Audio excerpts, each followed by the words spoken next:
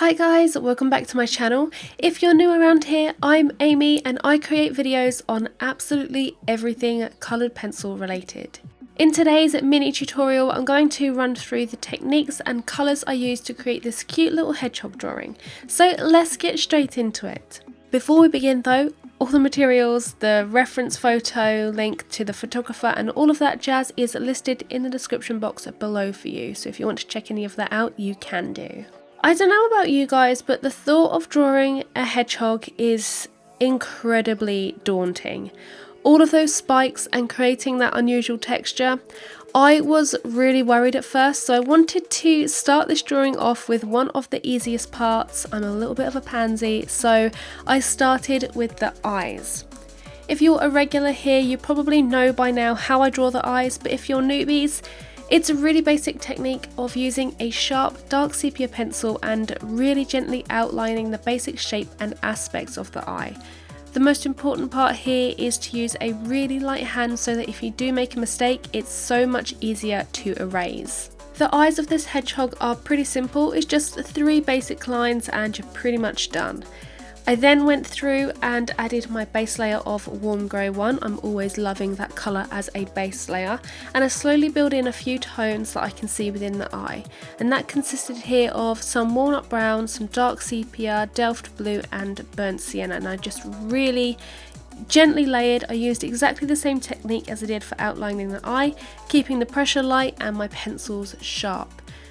To create a more glassy look, I just burnished really lightly with a Caran d'Ache Lumens white pencil. That's my favourite white pencil of choice. And this creates a smooth blend of colour and it adds another layer to the paper so that subsequent layers of pencils glide on really slick. So next up is the soft fur surrounding the eyes and through the forehead. Those spikes are still daunting me at this point, so I decided to stick with something familiar for a little bit longer. The fur here is built up much like any other fur. I use a base of warm grey 1, again that favourite colour as a base layer, and then I build in tones which I can see reflected within the reference photo. So I used some nougat, some walnut brown, raw umber, burnt sienna, pretty much all of those lovely polychromos brown tones. They all really complement each other and they build a good sense of depth with this hedgehog. In areas where the light is hitting the fur more, I add a really light glaze of some mauve. This is one of my favourite colours to add to brown fur to represent light, and I mixed it with a little bit of cinnamon on this drawing to give more of a pinky hue, which I feel has worked really well. It helps balance out the lights and the shadows within this little guy's face. When drawing your fur, you need to pay attention to the fur direction. This is always important and it's something I am always banging on about within my tutorials. If you want a more in-depth look at how to create fur, I have so many tutorials which I will link as a card up above for you guys. I'll link the best ones up there for you. The fur on this guy's face was kind of mid-length, so I made sure my pencil strokes were just the right length.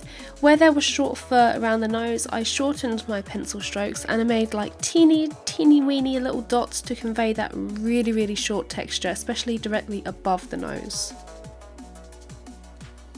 Speaking of noses, the nose of this little hedgie was rendered in exactly the same way as the eyes.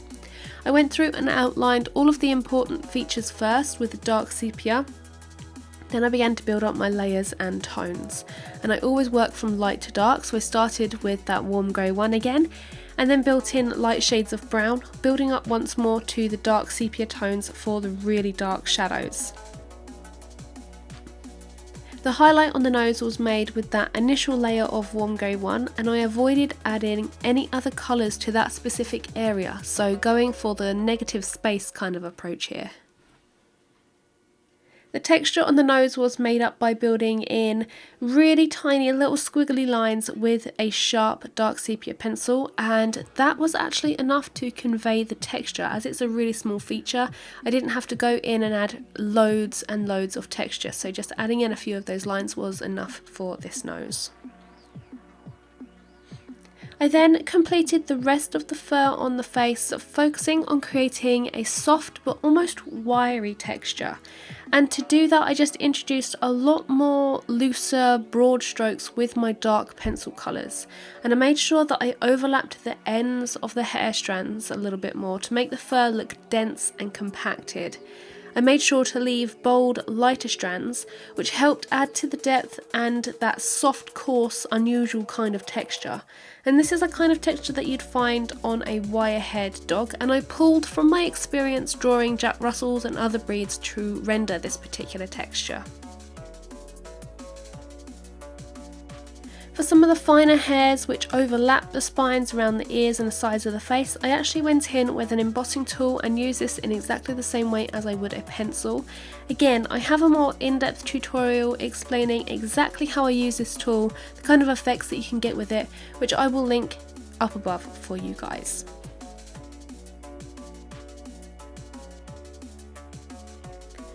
Whilst drawing the fur, there was an absolute multitude of different shades within this little guy's face, and it was so much fun to create all of that kind of reflected light effect. And I just added in the mauve, the delft blue, the cinnamon, and just really lightly layered and glazed some of those colours over there to just really represent the lights and the shadows within the face. Now it's time for those spikes and the most daunting texture of this piece. I wasn't exactly sure how I was going to tackle this, but I approached this in the same way that I would curly fur, which, if you know me, is another bane in my life. I started off with dark sepia and walnut brown pencils, and I started to fill in the darkest parts that I could see within the reference photo. To distinguish those darker areas, I squinted my eyes at the reference, and when you do this, it helps you better identify those shadows and the highlights and eliminates the unnecessary noise of all of the midtones. I made sure that my pencil was sharp, and then I started to flesh out shapes in and around the spines, and as I was doing this, I realised that the shapes left negative white space, shaped like a long, thin cone. Now, this is obvious now that I'm looking back on it, but at the time this was almost like an epiphany moment. When I realised this, I started to build up my texture by creating long, thin cones of the white of the paper surrounded by this dark sepia and walnut brown. I started to build up the texture going loosely in the direction of the spines, and I started following the reference photo less and less. I think it's important to realise that this kind of texture is extremely difficult to render, and getting it 100% accurate according to a reference is going to take you an absolute lifetime. I came to terms with this in my head as I was drawing, and eventually I was just like, just let go of all control, and I trusted in the technique that I was using and that I was building, and slowly and surely the spiky texture started to form and the spikes began to flow and connect with one another extremely effortlessly. And what I've drawn here is in no way accurate according to the reference, but that doesn't matter. I just wanted that contrast between the two textures. That soft fur on the face directly contrasts with the spiky nature of the hedgehog's quills, and that's what I really wanted the focus to be on here. I literally made up the texture of the spines by building together areas of negative space and areas of dark sepia and walnut brown. To create a more jagged and sharp look, I made sure a lot of the spines crossed over, and many spines are going in a multitude of different directions. This became such a therapeutic thing to draw that I actually managed to complete this part of the hedgehog relatively quickly, and I thought it was going to take me a lifetime. I actually managed to do it extremely quickly, and I was completely surprised by myself. Once I'd completed a small section of spines, I then built in all of the midtones, starting, as always, with the lightest colour and working my way up to the darkest. A real hero colour when it came to shading these spines was delft blue. Coupling that with walnut brown gave me this really interesting dark tone that was absolutely perfect, and I added more delft blue in areas where there was a lot of reflected light, and I feel like the final result of this was perfect. I shaded down a lot of the same brown tones that I added to the face, and I burnished out a few certain spikes with the white pencil to create that smooth semi-shiny look. So I just picked out some of the more in focus spines and just went over those with the white pencil, and then introduced some more layers of the midtones, so some of that raw umber, burnt sienna, and just layered a few more of those over there. Once the patch I was working on was shaded, I then started to repeat the same process of outlining small cylinders of the white of the paper and then toning and shading once more until the entire hedgehog was covered in these tiny little spikes. As a finishing touch, I went over and adjusted any areas that I felt needed more depth. I went into some of the shadows within the spines and darkened them up, and I also added a few darker areas around the nose, adding in a little bit more shadow to the sides of the nose and around the eyes, before finally going in with some dark sepia and adding a few of those finishing touches of the whiskers.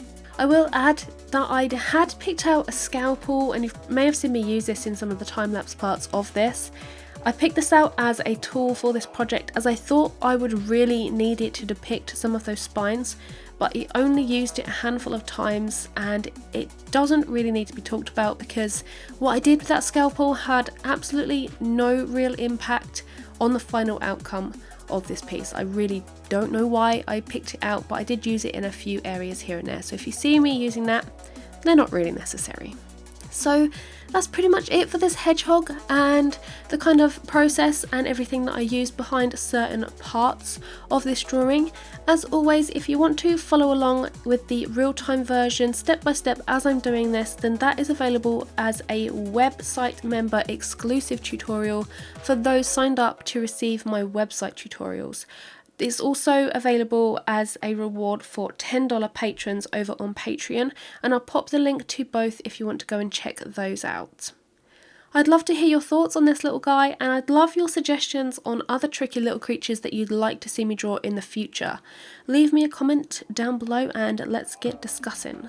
If you like this video, make sure you give it a big thumbs up, and if you're new around here, why not hit that subscribe button and join the world of everything coloured pencil.